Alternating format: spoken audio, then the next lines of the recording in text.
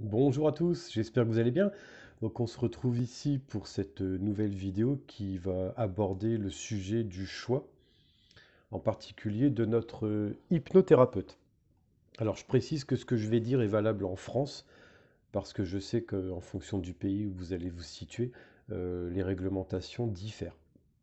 Cela étant, avant de commencer cette vidéo, je voulais passer un petit remerciement général, puisque cette chaîne elle est encore très jeune, hein, très récente. J'ai de bons retours. J'ai de bons retours dans mes mails, j'ai eu plusieurs demandes d'accompagnement personnalisé et je vous en remercie. Voilà, parce que je sais que c'est le lancement encore, hein, donc bon, je suis pas de notoriété publique. Donc vraiment un grand merci à ceux qui m'ont demandé un accompagnement personnalisé pour votre confiance et tout simplement à tous ceux qui suivent cette chaîne de près ou de loin. Voilà, cela étant, donc on va discuter aujourd'hui. Euh, j'ai relevé, j'ai listé 5 points qui semblent importants pour le choix de l'hypnothérapeute. Alors, tout d'abord, on parle beaucoup de la formation de l'hypnothérapeute. Il faut savoir qu'en France, ce métier n'est pas réglementé. Donc, il n'est pas soumis à un titre très précis, spécifique, avec une formation qui soit cadrée d'une durée légale, etc. C'est faux.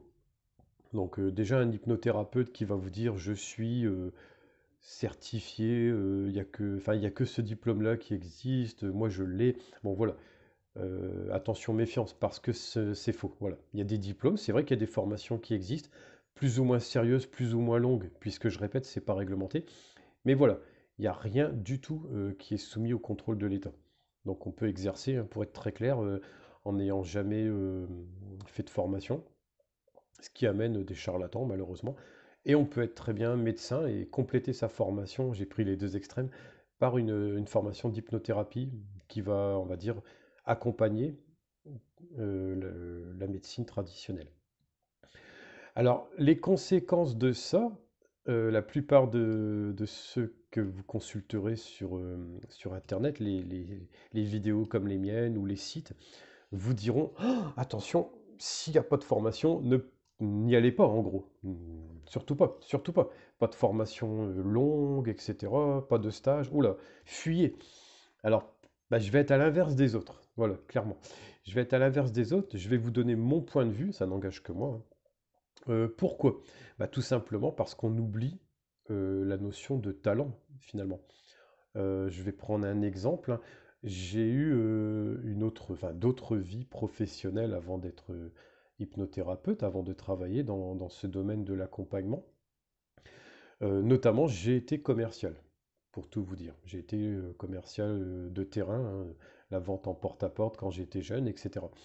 Tout ça pour dire que les commerciaux, il y en a qui viennent du terrain, qui n'ont pas qui n'ont pas fait d'école de commerce, de diplôme bac plus 3, etc.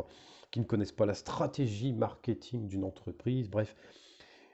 Et quand vous les envoyez sur le terrain, bah, ils ont ce talent. Et bah, ils ramènent des ventes. Voilà, ils font du chiffre, ils ramènent des ventes parce qu'ils savent instaurer la confiance, euh, ils savent faire ce qu'il faut, voilà, pour que les gens se sentent bien et non pas dans une démarche de marketing, d'agressivité.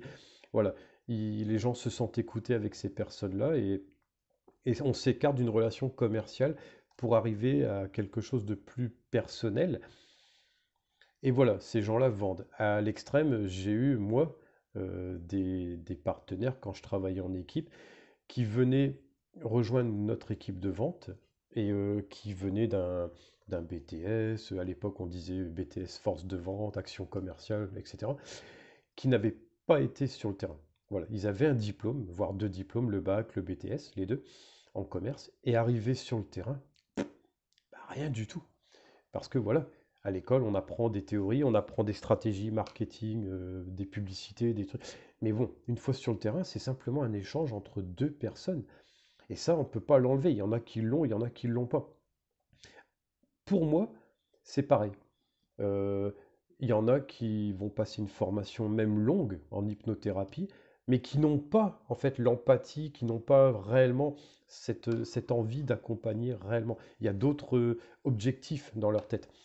Ces personnes-là ne seront pas forcément plus efficaces, voire moins, qu'une personne qui a une forte envie, qui va se former elle-même. Alors j'écarte ceux qui ne font aucune formation, qui prennent le titre, qui n'y connaissent rien, qui n'ont même pas le déroulé d'une séance. Là, attention, danger. Mais bon, on va y revenir après. Mais les personnes qui se forment elles-mêmes, avec les moyens dont on dispose de nos jours, et bah, limite, elles sont vraiment hyper motivées. Parce que je vous assure, j'en suis un exemple, se former tout seul, et puis finalement, tester d'abord dans notre entourage pour se faire connaître, régler les problèmes de nos proches dans un premier temps, de nos amis, voilà, faire un vrai parcours personnel comme ça. Est-ce que vraiment on peut dire que c'est en dessous d'une formation qu'on passe dans un institut ou en ligne? Personnellement, ma réponse, elle est toute faite, c'est pas vrai. Parce que si l'intention est bonne, si vraiment on a cette puissance, cette capacité, cette envie d'accompagner avec sincérité les gens, eh ben ça fonctionnera. C'est un point de vue très personnel, vous le retrouverez pas vraiment ailleurs, mais voilà, moi, je démords pas de ça et j'en suis un exemple, tout simplement. Euh, voilà. Alors, par contre, vous allez me dire, bah oui, mais dans ce cas-là, comment on fait notre choix? Donc, ma première solution par rapport à ce point-là, plutôt que de regarder un bout de papier, un diplôme ou pas, je vous conseille tout simplement le feeling, parce que c'est un métier quand même d'échange. L'hypnotiseur, enfin j'aime pas ce terme, l'hypnothérapeute plutôt, il a besoin d'en savoir sur vous et de créer une connexion. Il faut que vous aussi vous le ressentiez. Donc c'est votre feeling. Quel que soit son talent et son diplôme, et ça je suis très clair là-dessus, hein, si le feeling ne passe pas notamment de votre côté, c'est fini. Rien ne va se passer. Ça c'est sûr. Et je vous donne un exemple. Un docteur. Donc là je parle d'un médecin généraliste, un docteur diplômé.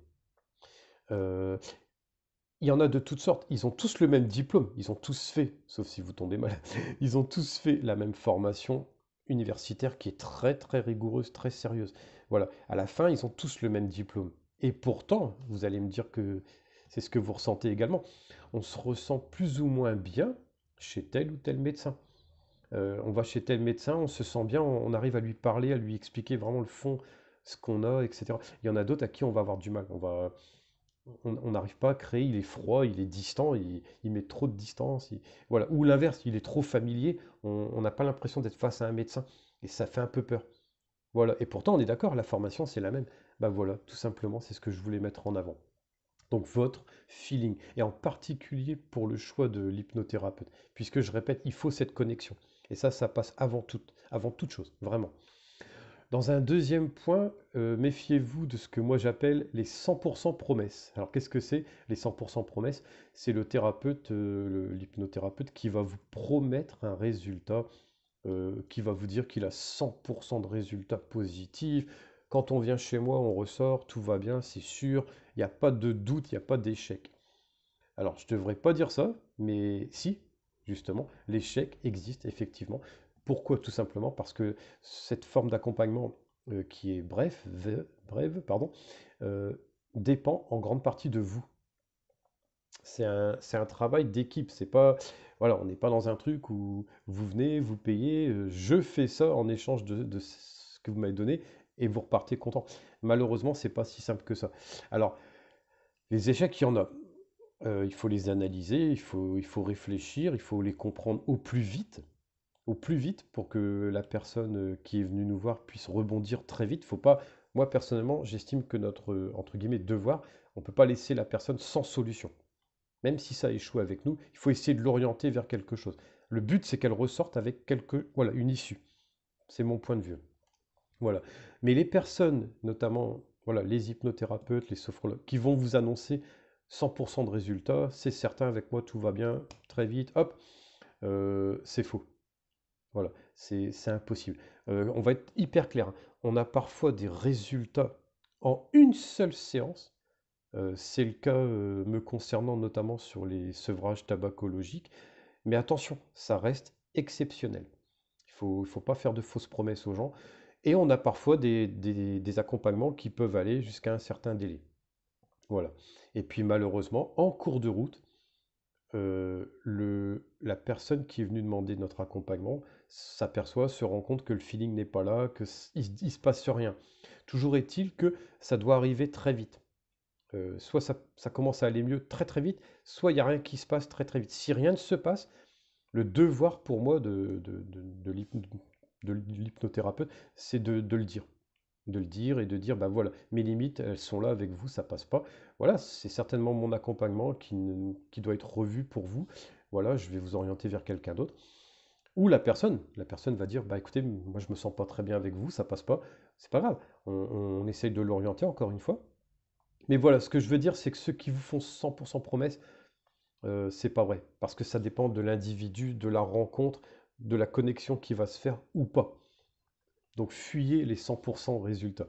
Voilà, on pourrait dire que je me tire une balle dans le pied en disant ça, mais moi, voilà, je préfère dire les choses telles qu'elles sont, clairement, quoi. Là où on est très honnête, on va dire, c'est lorsqu'on s'en rend compte très vite et on coupe les séances et on l'oriente vers quelqu'un d'autre. On s'aperçoit aussi que parfois que le problème qui a été évoqué au départ, il est sous-jacent d'un autre problème plus grave. Donc dans ce cas-là, c'est un devoir de dire qu'on n'est pas médecin, on ne peut pas soigner, on n'est pas des médecins, on n'est pas des professionnels de la santé tels qu'on l'entend. Donc il faut savoir stopper un accompagnement et amener vers une solution médicalisée. C'est très important. Le troisième point, c'est la durée de prise en charge. Je vais aller vite là-dessus. Tout simplement, nous sommes des personnes qui accompagnons sur des moments, des périodes brèves. Donc les résultats, ils doivent être visibles très vite. En gros, de la première à la quatrième séance, pour moi, il doit se passer quelque chose. Sinon, il y a un problème. Et alors, pour certaines demandes un peu plus spécifiques, plus compliquées, euh, ou ouais, non, pas multiples, parce que moi, je traite pas de plusieurs choses à la fois. Mais en tout cas, voilà, pour certaines demandes, maximum me concernant, je table sur 10 séances. 10 séances et, bien sûr, un apprentissage de la personne pour qu'elle puisse reproduire aussi son propre schéma. Mais voilà, pour moi, je rappelle qu'on est sur des thérapies entre guillemets qui doivent être brèves. Sinon, c'est pas normal. Donc les personnes qui vous annoncent qu'il va falloir un long suivi pendant 1 an, 2 ans, non, hors de question, quoi. On va parler d'argent, hein. Ça coûte de l'argent, c'est clair, ça a un coût, et c'est pas normal. On peut pas vous prendre de l'argent finalement pendant 1 an. Pas dans nos métiers à nous, dans d'autres métiers, encore une fois, hein, psychologue, psychothérapie plus ou moins longue, etc. Là, il n'y a rien à dire, ça ne me concerne pas, donc j'interviens pas du tout là-dessus. Par contre, nous, on a une obligation de résultat, ou en tout cas de moyens rapides. Donc on ne peut pas faire venir quelqu'un 30 fois, 40 fois, 50 fois. C'est pas possible. Ça va même à l'encontre totalement, en fin de compte, de notre type d'accompagnement. Donc posez-vous des questions si on vous dit que ça va durer 40 séances, 50 séances, 1 an, c'est pas possible. Pas sur cet accompagnement-là. Typiquement, voilà, l'hypnose doit faire réagir très vite. Fuyez réellement là, les gens qui vous parleront d'accompagnement sur la longue durée en hypnothérapie précisément. Voilà. Le quatrième point, alors, j'ai appelé ça le ressenti Internet. C'est-à-dire que maintenant, la plupart, si ce n'est tous les praticiens, ont une présence, une visibilité sur Internet. Que ce soit une chaîne YouTube comme la mienne, peut-être un site Internet, les réseaux sociaux, etc. Un blog, pourquoi pas. On a tous ou presque une présence, une visibilité Internet. Bah, tout simplement, vérifiez le contenu. Prenez le temps de disséquer, d'écouter ces vidéos-là, euh, de vous renseigner, et puis ben, de contacter les personnes, profitez-en. Les réseaux sociaux, même les vidéos YouTube telles que je l'ai fait, vous permettent de nous contacter. Et donc, nous contacter, c'est avoir un ressenti déjà sur ce que vous écoutez là. Et puis ben, quand vous allez nous contacter, tout simplement, par mail, peut-être par téléphone, euh, donnez de l'importance à ce ressenti, puisque c'est un peu le cœur de la réussite à venir de l'accompagnement. Donc le ressenti que vous aurez de par notre visibilité Internet et de nos contenus, si le contenu vous plaît, le discours vous plaît, même les petites erreurs qu'on peut faire parfois vous plaisent, hein. Par exemple, moi, je travaille, vous le savez maintenant, hein, sans montage vidéo, il n'y a pas de petite capsule sur le côté, il n'y a pas de tableau, je refais pas de montage derrière, donc parfois bah, j'ai une phrase qui se perd un petit peu, ou je vais être... Ah, voilà, enfin, mais au moins, voilà, c'est authentique. voyez, ça, si ça vous plaît pas, bon, bah, il faut peut-être aller voir quelqu'un d'autre. Si vous avez besoin d'un truc bien structuré, des vidéos avec des capsules, des machins, bon, par exemple, c'est pas moi.